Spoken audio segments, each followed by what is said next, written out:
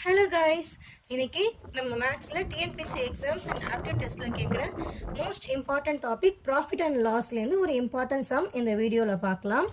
So நான் already profit and லாஸ்லேருந்து ஒரு பேசிக் லெவலில் ஒரு சம் வீடியோ போஸ்ட் பண்ணியிருந்தேன். அந்த சம் பார்க்காதவங்க அதை போய் பார்த்துட்டு வாங்க. ஸோ நான் இன்றைக்கி இன்டர்மீடியட் லெவலில் ஒரு சம் இந்த வீடியோவில் போடுறேன். ஓகேவா? சம் பாருங்கள். A shopkeeper marks an article at rupees 800 and gives a 10% discount. Even after this discount, he makes a 25% profit. Find the cost price. அப்படின்னு கேட்டுக்காங்க. ஷாப்கீப்பர் அதாவது வந்து ஒரு மார்க் ப்ரைஸ், ஒரு ப்ரைஸ் வந்து என்னென்னு மார்க் ப்ரைஸ் வந்து ஒரு ஆர்டிக்கிளோட ப்ரைஸ் வந்து 800 அப்படின்னு மார்க் பண்ணியிருக்காங்க. ஆனால் வந்து அந்த ஆர்டிக்கலுக்கு 10% டிஸ்கவுண்ட் அப்படின்னு மார்க் பண்ணியிருக்காங்க. ஓகேங்களா? அந்த டிஸ்கவுண்ட்டுக்கு அப்புறமும் அவருக்கு வந்து 25% ப்ராஃபிட் கிடைக்குது. அப்போது அந்த ஆர்டிக்கலோட காஸ்ட் ப்ரைஸ் என்னவா இருக்கும் அப்படின்றது தான் கொஸ்டின். ஓகேங்களா? ஸோ மார்க் ப்ரைஸ் 800 அப்படின்னு சொல்லியிருக்காங்களே, அப்போ டிஸ்கவுண்ட் 10%னா அப்போது அந்த செல்லிங் ப்ரைஸுக்கு அப்போது என்னவா இருக்கும் அப்படின்னு பார்த்தீங்கன்னா, செல்லிங் ப்ரைஸ் பேலன்ஸ் இருக்க 90%. ஓகேங்களா? அப்போது அந்த 800ல் பேலன்ஸ் இருக்க 90% தான் செல்லிங் ப்ரைஸாக இருக்கும். கரெக்டாக? அப்போது இது பார்த்துக்கோங்க. இது ரெண்டையும் 0க்கு 0 0க்கு 0 கேன்சல் பண்ணிவிடுங்க. அப்போ பேலன்ஸ் இது ரெண்டையும் இன்ட்டு பண்ணால் 720. இதுதான் உங்களுடைய செல்லிங் ப்ரைஸாக இருக்கும். ஓகேங்களா?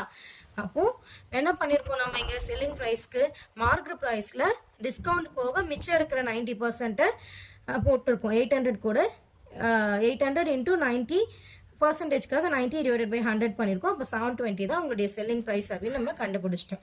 ஓகேங்களா? இப்போ நெக்ஸ்ட்டு நமக்கு இப்போ செல்லிங் ப்ரைஸ் தெரிஞ்சிச்சு. காஸ்ட் ப்ரைஸ் தானே தெரியாது. தெரியாத காஸ்ட் ப்ரைஸை நான் எக்ஸ்ன்னு எடுத்துக்கிறேன். இப்போது செல்லிங் ப்ரைஸ் எனக்கு தெரியும் 720 அப்படின்னு தெரியும். ஓகேங்களா? இப்போ நம்மளே அஷ்யூம் பண்ணிக்கலாம். இப்போ காஸ்ட் ப்ரைஸ் வந்து ஒரு 100ன்னு எடுத்துக்கிறேன்னு வச்சுக்கோங்களேன். அப்போ செல்லிங் ப்ரைஸ் என்னவாக இருக்கும்? எனக்கு எவ்வளோ ப்ராஃபிட் கொடுத்துருக்காங்க? 25% கொடுத்துருக்காங்க. அப்போ காஸ்ட் ப்ரைஸ் 100ஆக இருக்கும் போது என்னுடைய ப்ராஃபிட் 25% அப்படின்றதுனால செல்லிங் ப்ரைஸ் வந்து என்னவாக இருக்கும் அப்படின்னு பார்த்தீங்கன்னா 125 ருபீஸாக இருக்கும். கரெக்டாக? 25%ன்றதால ஒரு 25 ருபீஸ் ஆட் ஆகிருக்கும். 100 + 25 125 இருக்கும். இது நமக்கு தெரியும். இப்போ நம்ம கண்டுபிடிக்க வேண்டியது இந்த எக்ஸ் தான். அதனால் நீங்கள் என்ன செய்யுங்க, இதையும் கிராஸ் மல்டிப்ளை பண்ணிக்கோங்க. அப்போ பண்ணும்போது என்ன ஆகும்? 125 × x 125x ஈக்குவல் டு இது ரெண்டையும் இன்ட்டு பண்ணும்போது 720 × 100 72,000 அப்படின்னு வந்துடும். இப்போ எக்ஸ் வேணும்னா 72,000 டிவைடட் பை 125. இதை சால்வ் பண்ணிங்கன்னா வரது தான் எக்ஸோட ஆன்சர். இதை சால்வ் பண்ணிக்கோங்க. இதை சால்வ் பண்ணிங்கன்னா உங்களுக்கு 576 அப்படின்னு